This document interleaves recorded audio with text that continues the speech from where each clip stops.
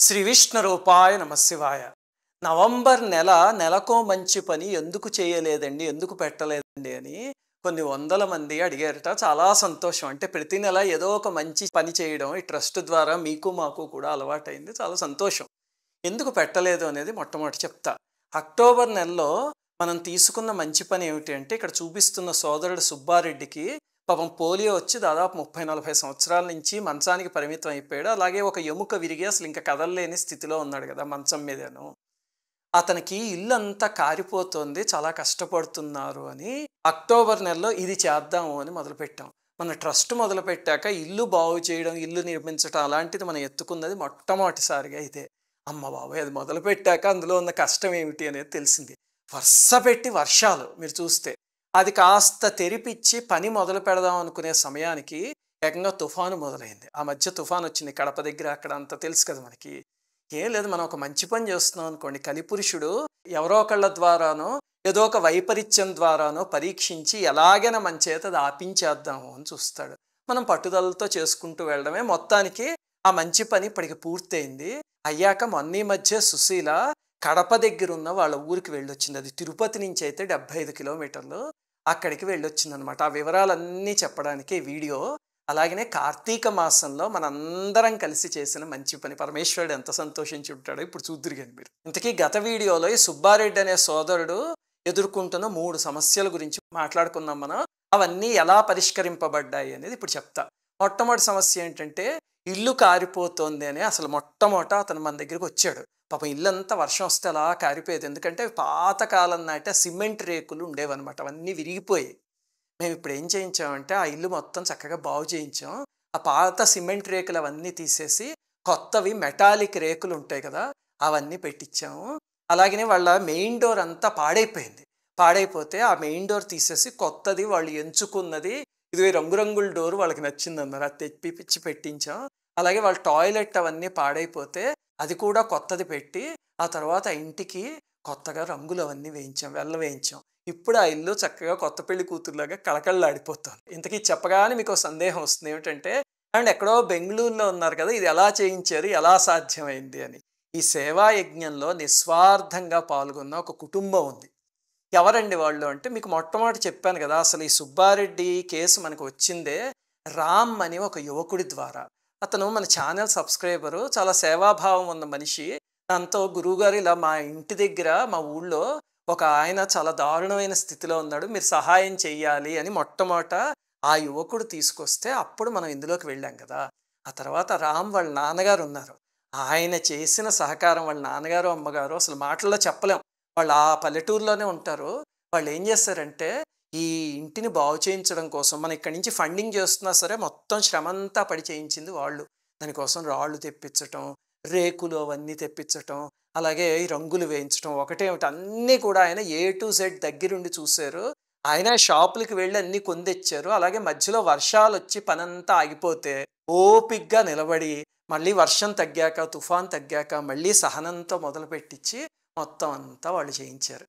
అందుకని రామ్‌కి, వాళ్ళ నాన్నగారికి, అమ్మగారికి, వాళ్ళ కుటుంబం అందరికీ అమ్మవారి సంపూర్ణమైన ఆశీస్సులు ఉండాలి అని కోరుకుంటున్నాం.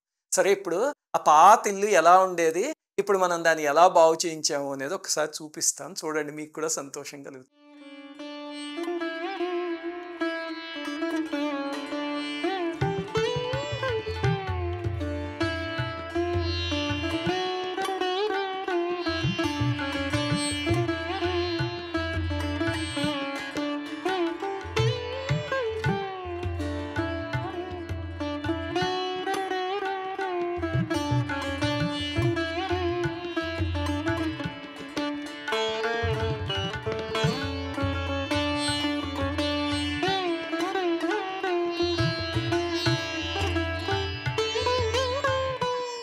సుశీల ఏం చేసిందంటే, ఆ రామ్ వాళ్ళ తల్లిదండ్రుల్ని చక్కగా సన్మానించింది. మంచి కుటుంబం కదా అది.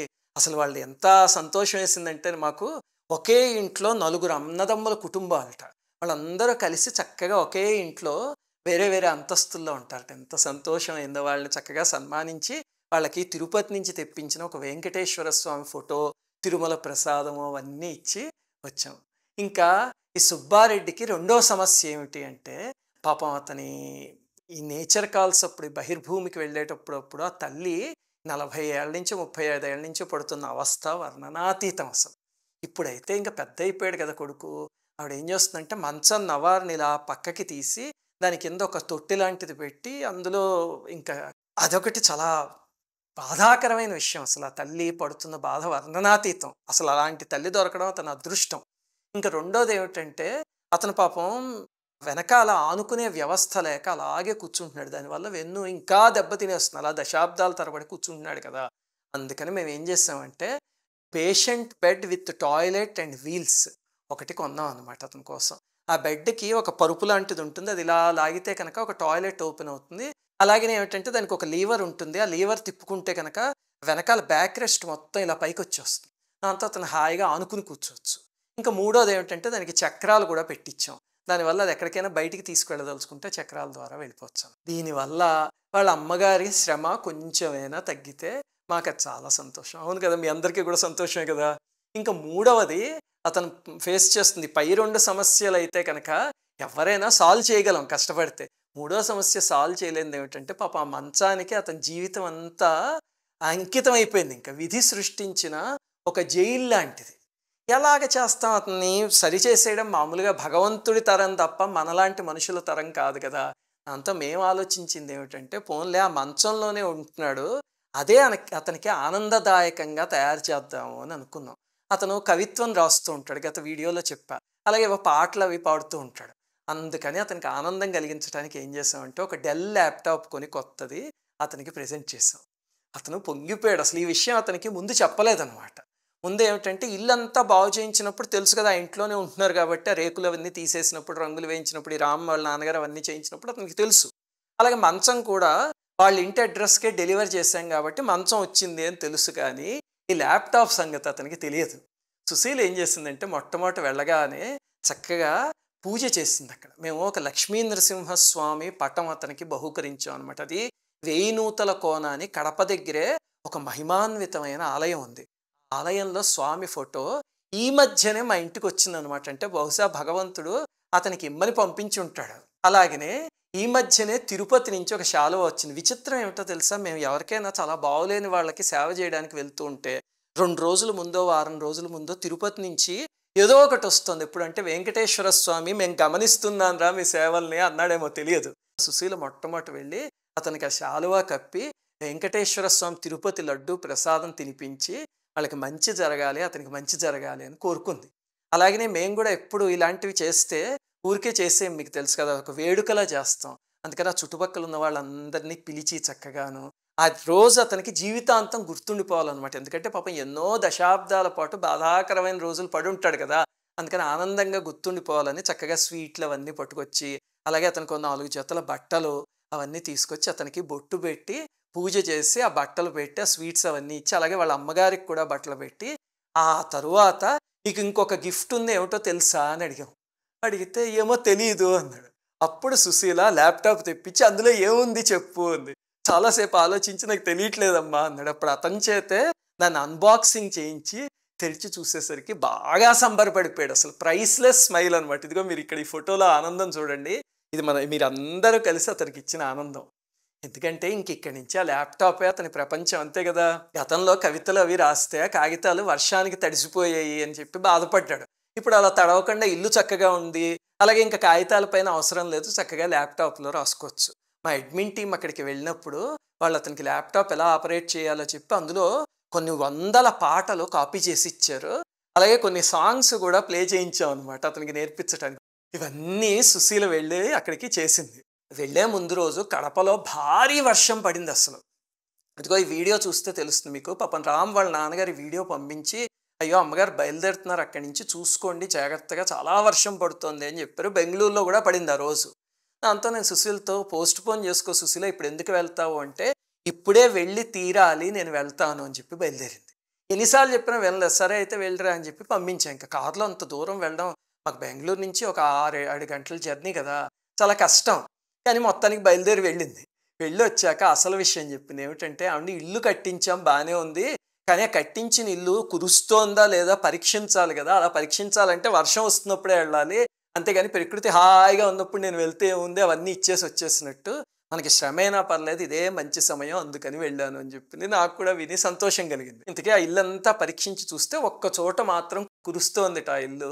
రామ్ వాళ్ళ నాన్నగారు నేను మీరు వెళ్ళగానే రిపేర్ చేయించేస్తానమ్మా ఖచ్చితంగాను అని చెప్పారు. అది మొత్తానికి ఆ ఇల్లు బాగు చేయించటం, తలుపులు బాగు చేయించటం, టాయిలెట్ అలాగనే ఇల్లంతటికి రంగులు వేయడం, బెడ్, ల్యాప్‌టాప్ ఇవన్నీ మనం కార్తీక మాసంలో సుబ్బారెడ్డి కోసం మనందరం కలిసి చేసిన మంచి పని.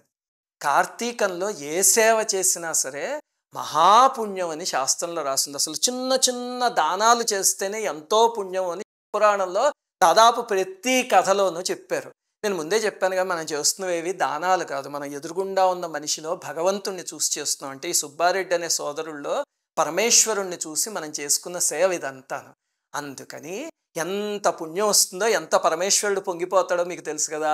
ఆ పుణ్యం అంతా మీకు, మీ కుటుంబానికి అందరికీ అందాలి అని కోరుకుంటున్నాను. మీ అందరి సహకారంతోనే ఇవన్నీ పూర్తవుతున్నాయి. అలాగే అతని చిరునవ్వు చూడండి. ఆ నవ్వు వెనకాల ఇంతమంది కష్టం, ఇంతమంది ప్రేమ, ఇంతమంది శ్రమ ఉన్నాయి. అందుకని ఈశ్వరుడు మిమ్మల్ని, మీ కుటుంబాల్ని చల్లగా చూడాలి అని కోరుకుంటున్నాం. అలాగే ఆఖరిగా ఇంకొక విషయం ఏమిటంటే, మన ట్రస్ట్‌కి డొనేషన్స్ ఎవరైనా పంపించదలుచుకుంటే వెబ్‌సైట్ ద్వారా పంపించడానికి ప్రయత్నించండి. ఎందుకంటే అలా పంపిస్తే వెంటనే మీకు రెసీట్ వస్తుంది. ఆ రెసీట్‌ని మీకు ఇన్‌కమ్ ట్యాక్స్ ఎగ్జంప్షన్‌కి ఉపయోగించుకోవచ్చు. అలాగే వెంటనే ప్రభుత్వానికి తెలిసిపోతుంది. మిగతా మార్గాల్లో అయితే మేము మీ వివరాలన్నీ తీసుకుని ప్రభుత్వానికి మేము తెలియజేయాలి. వెబ్‌సైట్ ద్వారా అయితే ఒక్క నిమిషంలో మీకు రసీదు వచ్చేస్తుంది. అందుకని డొనేషన్స్ ఇచ్చేవాళ్ళు అలా ఇవ్వడానికి ప్రయత్నించండి. కుదరకపోతే పాత మెథడ్‌లోనే ఇవ్వండి. మేమే ప్రభుత్వానికి తెలియజేస్తాం. మళ్ళీ వచ్చే నెల ఇంకో మంచి పనిలో కలుసుకుందాం. శ్రీమాత్రే నమః. అందరికీ నమస్కారం. సుశీల నండూరి శ్రీనివాస్ చారిటబుల్ ట్రస్ట్కి మీరు పంపించే డొనేషన్స్ ఇక్కడ చూపిస్తున్న అకౌంట్ నెంబర్కి కానీ క్యూఆర్ కోడ్కి కానీ పంపించండి. డొనేషన్స్ పంపాక ఆ స్క్రీన్ షాట్ని చూపించే వాట్సాప్ నంబర్కి మీ పేరు గోత్రంతో సహా పంపించండి.